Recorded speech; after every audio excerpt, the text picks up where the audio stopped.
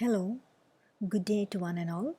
This is Miss A. Krishna Sundar, Assistant Professor, Department of English, KAHM Unity Women's College, Manjeri. So here we are again with the author Philip Larkin, and we will be continuing with the analysis of his poem Church Going, and this is part 3, which deals with the stanzas 4 and 5. So before moving into these stanzas, let us have a brief look at what we discussed in the previous presentations. The first stanza deals with what Larkin finds inside the church and what he feels within himself while he is inside the church. Now, the second stanza again, he continues by moving around inside the church, going towards the lectern, lecturing a few verses, and finally he donates an Irish sixpence in the second stanza. Now, in the third stanza, Larkin actually begins to speak about the confusions that he feels within himself. He has a doubt what might happen to these churches once people stop visiting these places. And then he says maybe there is a chance that these churches can be converted into museums, or sometimes they might be turning into places where they could give shelter to certain animals. And then again, he comes with a lot more options, and those options are seen in the next stanza. So here we go with stanza 4. So he's giving another option here.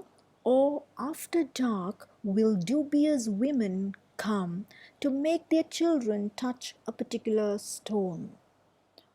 So there is another possibility that Larkin comes up with. He says that if not a museum, if not a sheltering place for animals, then there is another option where after dark, dubious women.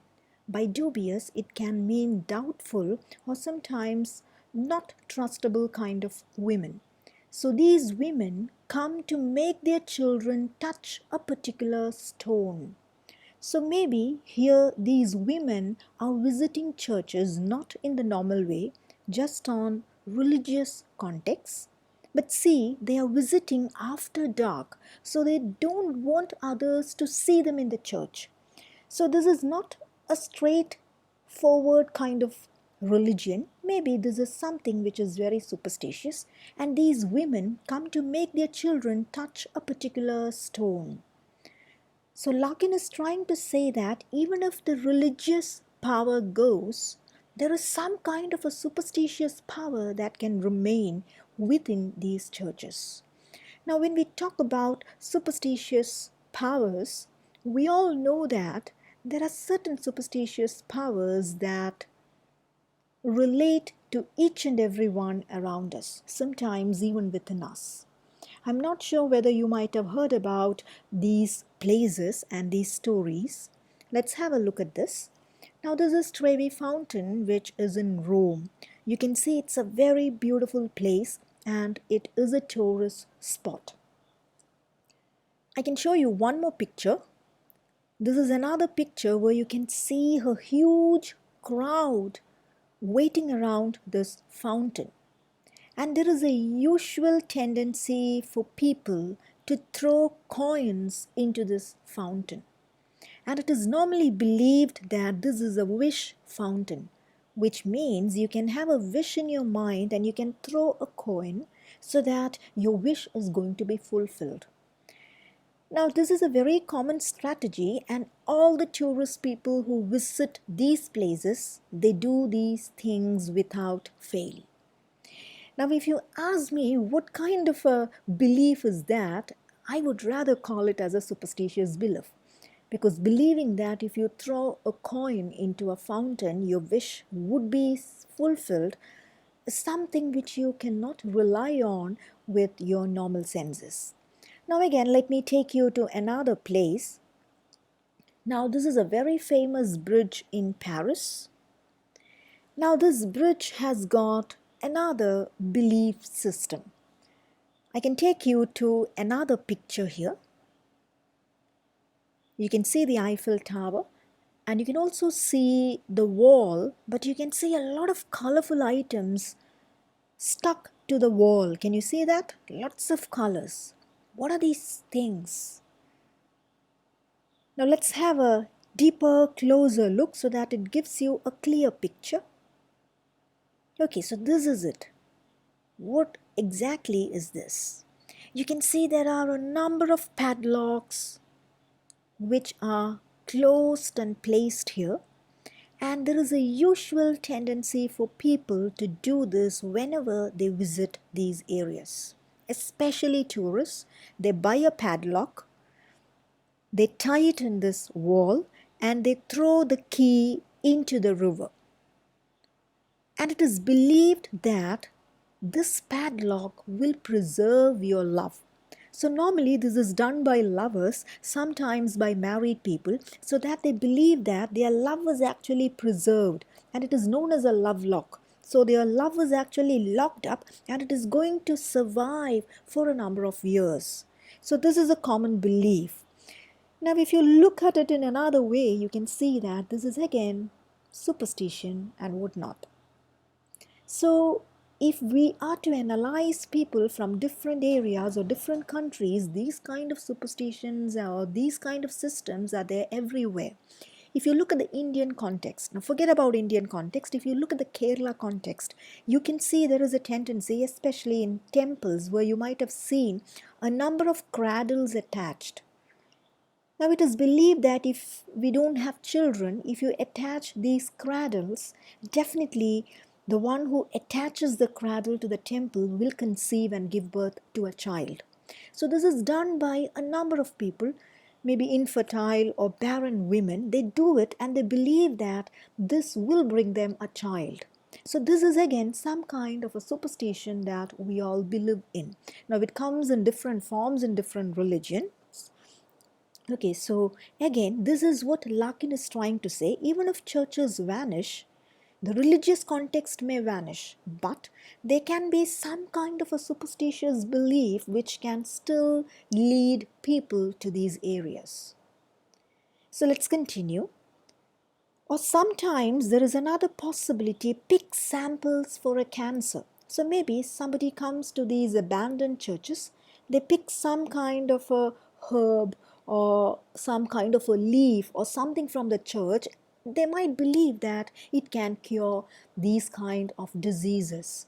Or on some advised night, see walking a dead one. Or sometimes even people might see people walking out of the graves. So advised night, which means not on all nights, but on certain particular nights, it is believed that people start walking up from their graves. So you can see it's like watching a movie, the dead coming and walking over. So you can see the picture. Now, once I incorporated the picture, even I felt very scary about the picture. So just forget about that picture. So traditional religious context is completely gone.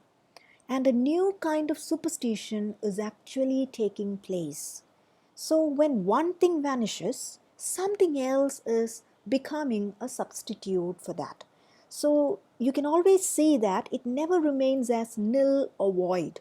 It is never a vacuum, but something fills it up. And here it is very shocking because religion is substituted by superstition. Seeing dead people walking, picking up an item in order to cure cancer, believing that some wish could be satisfied by touching a stone, some stone which is considered as a lucky stone. So all these possibilities are there, and Larkin is actually imagining about these possibilities. Now, power of some sort will go on. So some kind of a power will definitely exist in games and riddles seemingly at random. So one or the other, something should exist in these places or in these contexts. But superstition, like belief, must die. So here comes the most terrifying news. When belief goes, when religion goes, superstition takes the place. But now There is a time limit for superstition too. With the passage of days, with the passage of years, even superstition might die. And in such a scenario, what will replace superstition, or what will become as a substitute for superstition? And what remains when disbelief has gone? Now, see, when belief goes, there is some kind of a hope that disbelief is there. But what happens even when disbelief goes? So, even when superstition goes, there is nothing which remains anymore.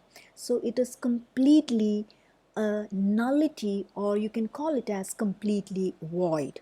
And now Larkin says, in such a context, what remains would be grass, weedy pavement, brambles, buttress, and sky. So grass, here you can see the picture on the left hand side. The very first glance gives you the main idea that this is an abandoned place. Now sometimes when you travel, you might have noticed certain houses. The moment you glance at the house, you get a clear-cut information that nobody is living in that house. Because you can see tall grasses, there is no maintenance done. By looking at the house, you can understand that it is an abandoned house. And sometimes when an abandoned house remains for a long time, it becomes a haunted house. And that is why you can see there are so many houses which are set for sale, but people do not buy it because the maintenance is not done and it doesn't really look nice when you look at an abandoned house. So same is the case here with churches. You can see the grass and weedy pavement. You can see the weedy pavement where it is very clear that nobody is using this space. And brambles. Now brambles means thorny kind of shrubs. They are not very tall kind of plants, they are very thick, bushy kind of plants, and they will have a lot of thorns. So in a way, it is very difficult to cross through the bramble and get into some place. So if nobody is going to visit these churches, definitely it is going to be covered with a lot number of brambles. Now comes another thing which might remain, buttress, and finally the sky. So what is a buttress? Now you can see buttress is actually a beam which you can see in huge buildings. Can you see the beam here in the left hand side picture? Okay, you can see another structured beam on the right hand side picture. Now you can see when you have very huge, enormous kind of buildings, these kind of beams are given to give them more support. Now this is what you call as a buttress. So now Larkin says that when people stop going to churches, even in the name of superstition, what remains would be just grass, weedy pavement, brambles, buttress, and finally the blue sky. Nothing else is going to remain in these churches. I hope it is clear. So coming to the next stanza. A shape less recognizable each week, a purpose more obscure. I wonder who will be the last, the very last, to seek this place for what it was. A shape less recognizable each week means with the number of people coming to the church getting reduced day by day, the church as a church is losing its importance. It becomes a dead religion. As we have gone through a number of articles, Christianity is becoming a dead religion in most of the Western countries. So a purpose more obscure. So there is no clarity for the purpose here. Obscure means something that is not clear. So there is no purpose here because what is the main purpose of a church? The main purpose of a church is to go on with religion or religious practices. And when religion becomes totally dead and when people stop visiting these churches, there is no usage for these churches anymore. And now Larkin says, I wonder who will be the last, the very last, to seek this place for what it was. And now he has another image in his mind. He is thinking in such a context, who would have been the very last person to visit the church for what it had been? which means to visit the church as a religious person, or to visit the church for what kind of a purpose it had been serving for all these time. Now, if you look at the pictures here again, you can see on the left hand side, you can see that is the entrance of a church in the west. Now, it looks rather very shocking as we have seen just weedy pavements and buttresses. There is nothing more. You can see a man standing there, and it's very difficult for the man to reach even the entrance door. Now, have a look at the right hand side. On the right hand side, you can see another picture. Now, this is really shocking because this is actually the interiors of a church in France. So this is the name of the church. This is not a church, I'm sorry. This is actually a chapel, an abandoned chapel in France. But still, please do have a look. You can see a place which had a lot of life once, a place where a number of ceremonies might have taken place, a place where a number of marriages might have taken place. Such a place, you can see nobody is using this. It's completely abandoned. You can see the weeds and grass which is growing inside the church. So this is a true picture. If you Google it out, you can get more details regarding this. This is an abandoned chapel in France. So this would be the condition of churches when people stop visiting these churches. And now Larkin says, so who could be the last person visiting this church? And now he is rekindling his imagination, and he's coming with a lot number of options regarding who would be the last person.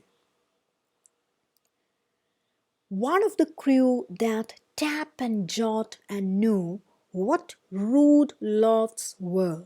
So this is the first option that he gives. The first option would be some architectural students who would be coming to study about the rood lofts. Now, what is a rood loft? Now, if you look at the picture, you can see there is a kind of gallery inside the church.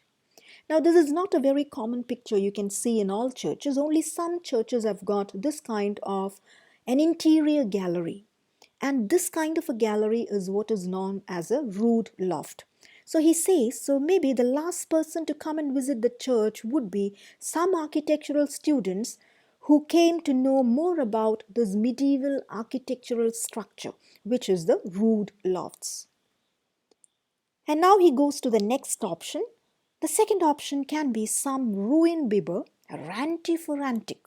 Now, ruin bibber is actually an antique collector, someone who collects old, ruined things. So, ranty for antique means someone who's very excited to pick up the old, antique stuff. So, the second option would be someone like a ruin bibber who comes to the church because the church is abandoned now. He might pick a few things from the church in a very excited way and he might leave. Or the third option, a Christmas addict counting on a whiff of gown and bands and organ pipes and myrrh. So the third option is maybe a fan of Christmas. And such a fan would be coming to a church to see some gowns and bands and organ pipes and myrrh. Now, myrrh you can see in the picture. That is actually an incense which emits a lot of fragrance, which is usually used inside churches. So maybe the third option would be a Christmas addict who is coming to the church to find these kind of things related with Christmas. So that is another variation of what he has already told about the churches becoming a museum. Or the last option, the fourth option can be someone like me. Or will he be my representative? So, will he be someone like Larkin? Someone like Larkin means someone who doesn't know about the purpose of the church. Because we know that Larkin got into the church not because he was religious, but he just wanted to know what is happening inside. Or he just wanted to analyze the condition of churches. So, someone like Larkin might be the last one to get into the church. So these are the four options that he thinks about. So with this, we come to the end of this part. we would be continuing with the upcoming stanzas in part 4. So please do wait for the video. Thank you very much for your patient listening, and please do not hesitate to connect with me in case if you have got any suggestions or queries. So thank you very much. Thank you.